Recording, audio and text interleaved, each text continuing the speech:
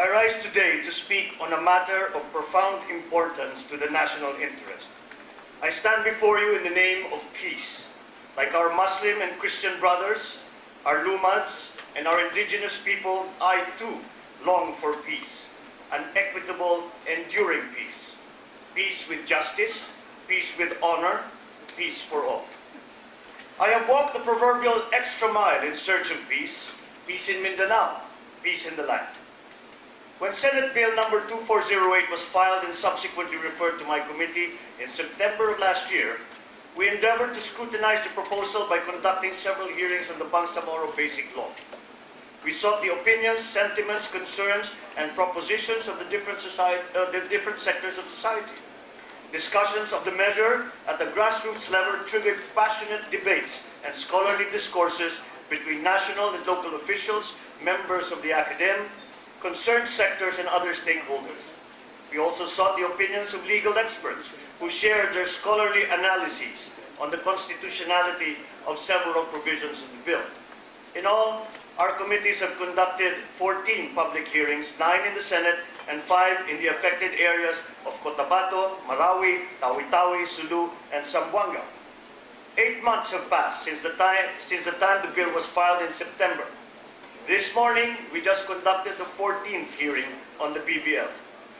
The Bangsamoro Basic Law is supposed to be an instrument of peace. I share in its objective. But for peace to be achieved, the BBL must be inclusive.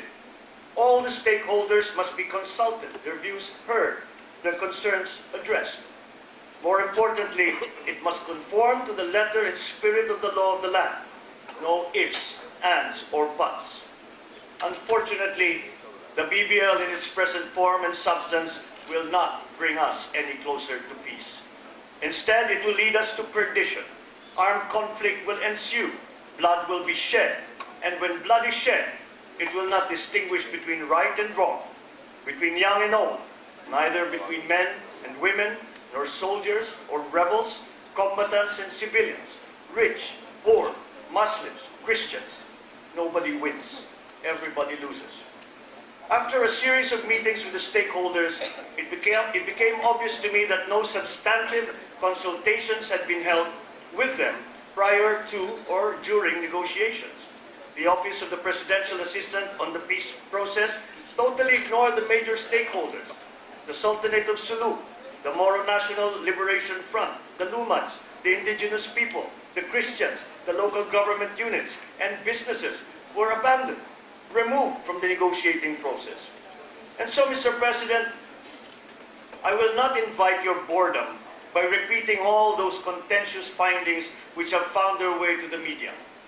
I would like instead to express some of my reservations with regard to the proposed BBL so as to give the Filipino people an idea of how complicated or even convoluted it is and why this committee has deep reservations on the wisdom of the BBL. Soon after the commencement of the committee hearings, speculation on the constitutionality of the BBL began to surface. These speculations ripened into substantial findings, which first had to be addressed before a comprehensive understanding of the BBL was to be had. Thus, we were constrained to seek the opinion of the Committee on Constitutional Amendments and Revision of Codes, chaired by Senator Miriam Defensor Santiago. As stated in the closely argued and erudite committee report of Senator Miriam Defensor Santiago, who we all acknowledge is a great legal luminary of the Senate, the report, which was transmitted to the Committee on Local Government on 26 May 2015, the following findings were made. It is the committee's understanding that the establishment of the proposed BBL ought to be within the constitutional framework in order to establish an autonomous region in Muslim Mindanao. That is to say, the proposed BBL should and could only create a territorial and political subdivision of the Republic of the Philippines, which is our sovereign state. However autonomous it may be, its autonomy does not and cannot make it higher than or co-equal with the whole.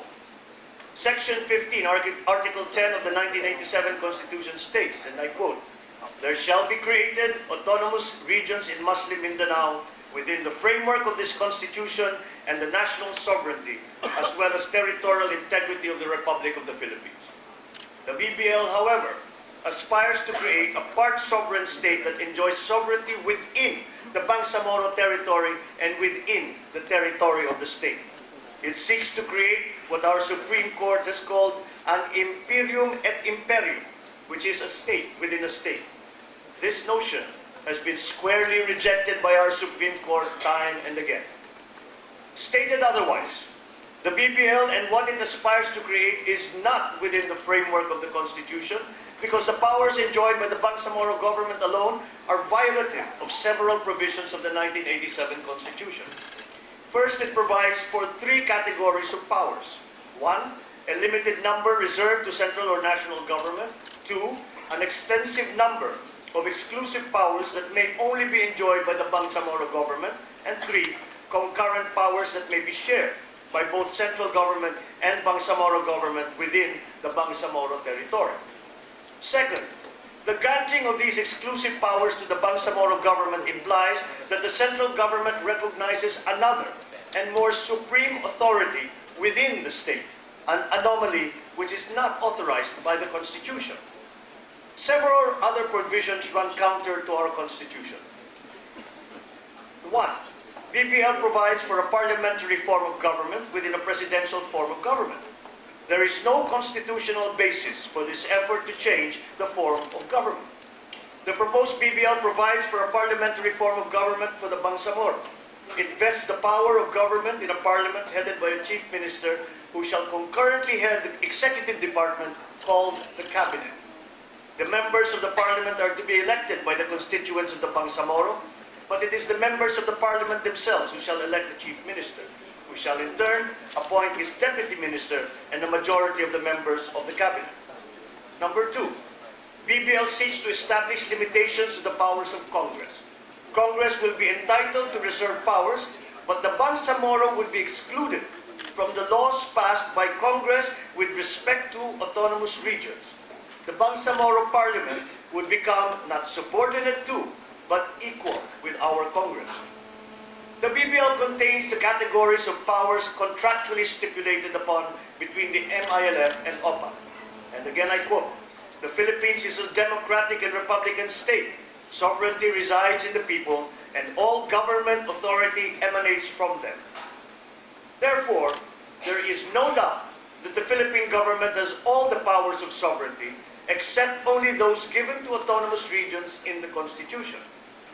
In contrast, under the BBL, the Bangsamoro government may enact pieces of legislation on the exploration, development, utilization of mines and minerals in its territory, draft policies on mining and other extractive industries, and recommend to the President applications for financial and technical assistance agreements.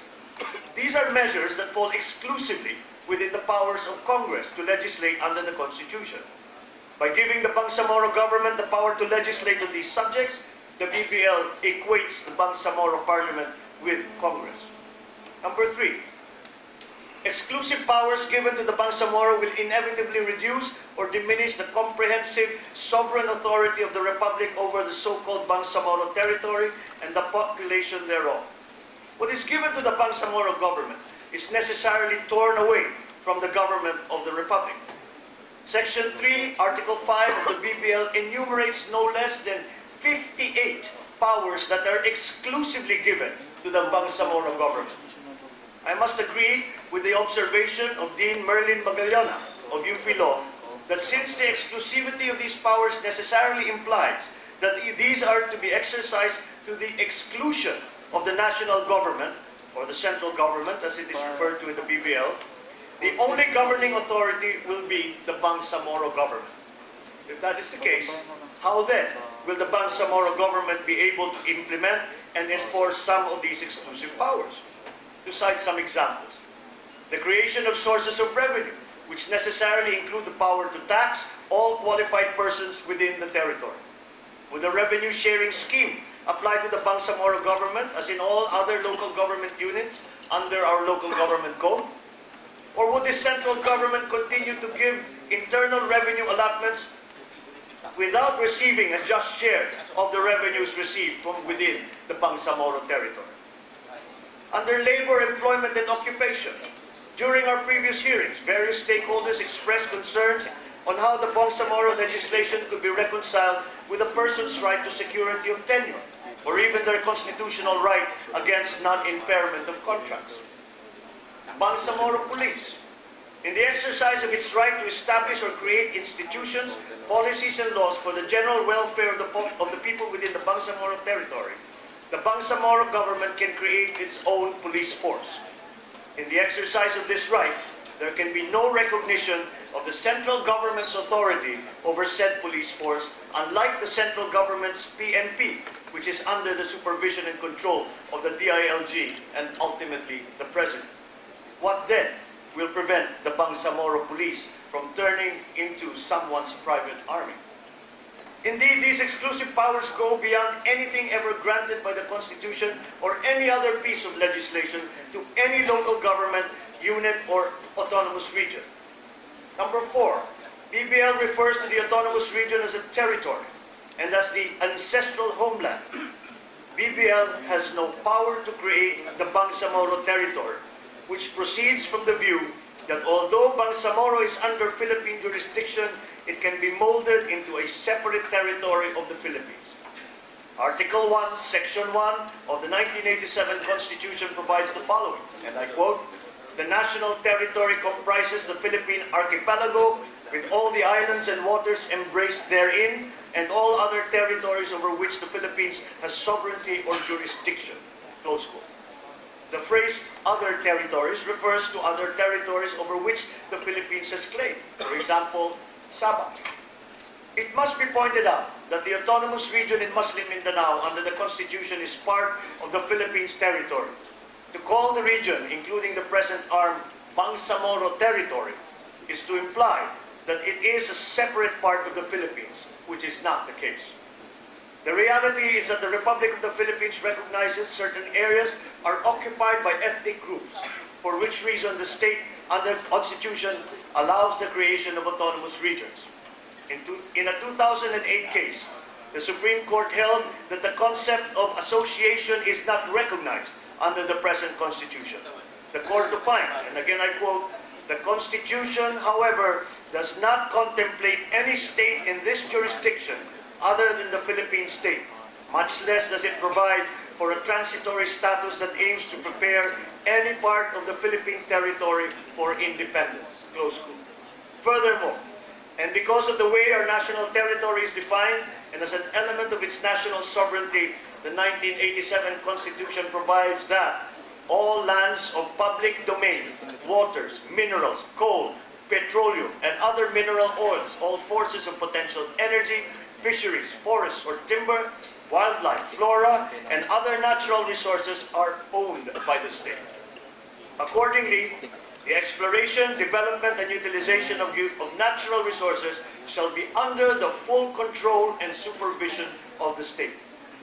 Despite this clear mandate under the Constitution, inland waters, Bangsamoro waters, ancestral domain, natural resources, protected areas, fishery, marine, and aquatic resources are all within the extensive, exclusive powers of the Bangsamoro government.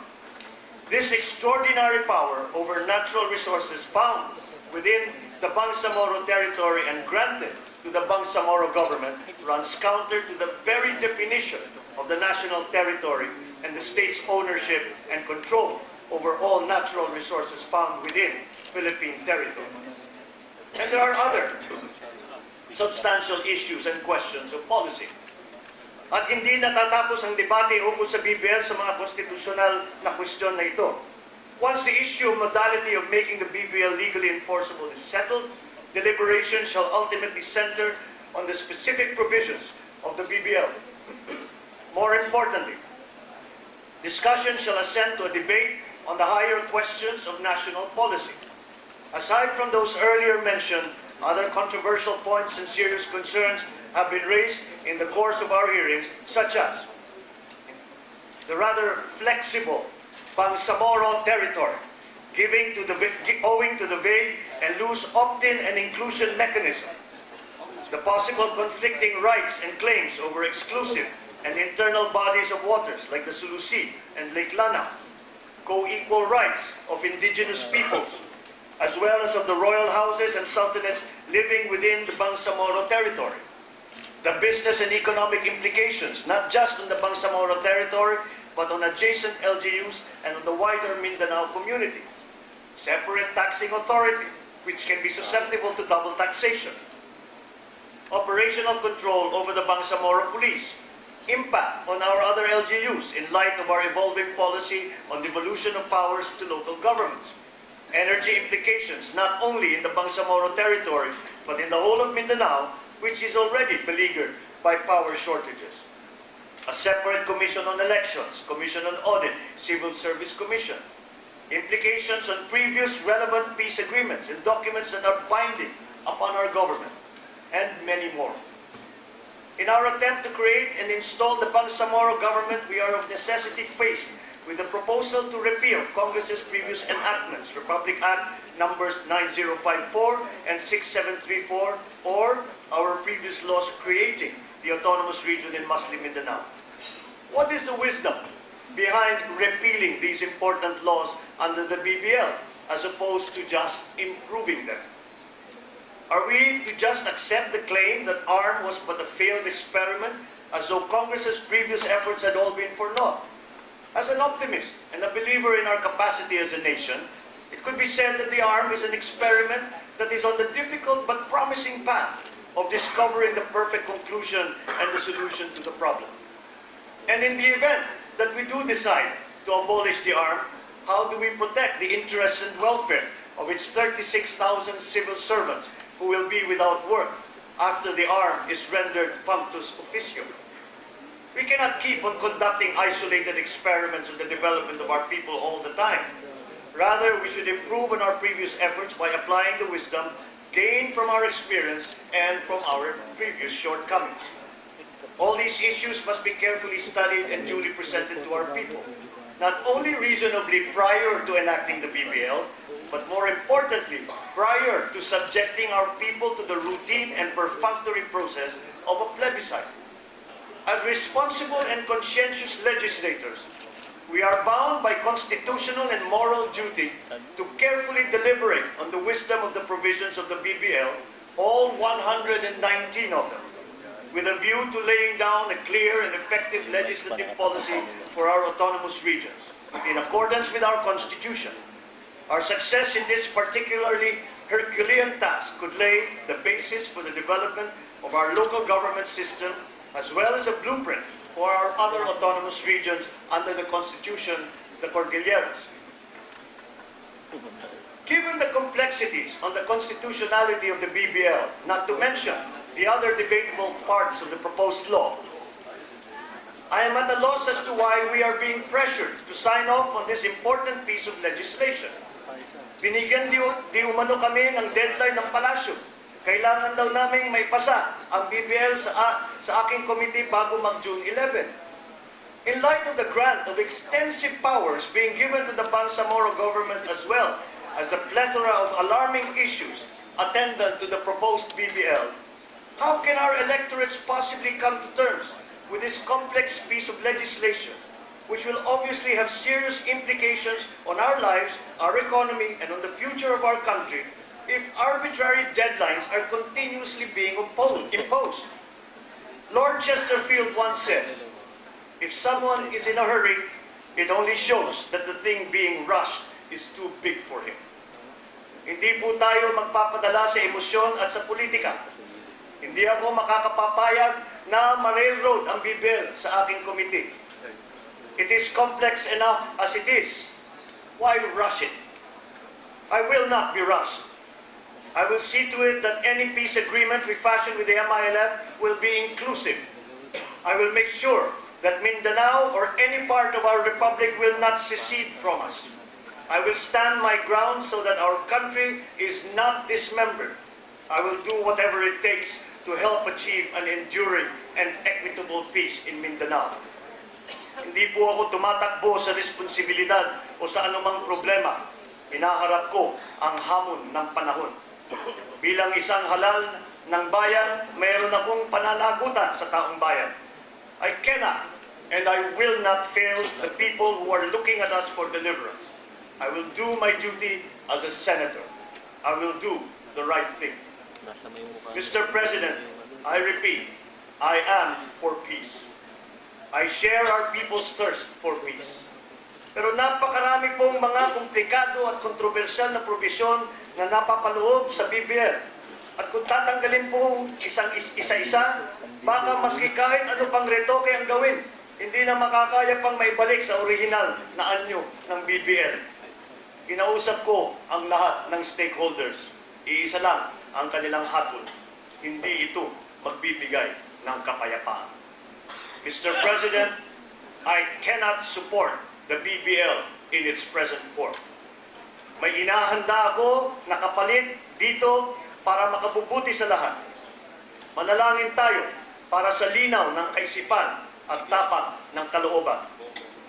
Huwag tayong matakot gawin ang tama para sa kapayapaan at sa pagkakaisa ng bayan. I cannot end without paying tribute to our fallen 44 and those before them who had offered their lives at the altar of service, of duty. I salute you for your bravery and your patriotism. Your heroism will not be forgotten. You will remain in the collective memory of a grateful nation and people. Your sacrifices will continue to inspire us. I shall not stop until you and your loved ones are given the justice that you all richly deserve. I will continue the search for peace, even if it means traveling that dark, treacherous road alone. By doing that, I, in my own small way, would have helped demonstrate that your supreme sacrifice did not go to waste and that you have not died in vain. May the good Lord help us all and may He save us from the evil that men bring upon themselves. Maraming salamat po. Thank you, Mr. President. The audience is requested not to clap their hands.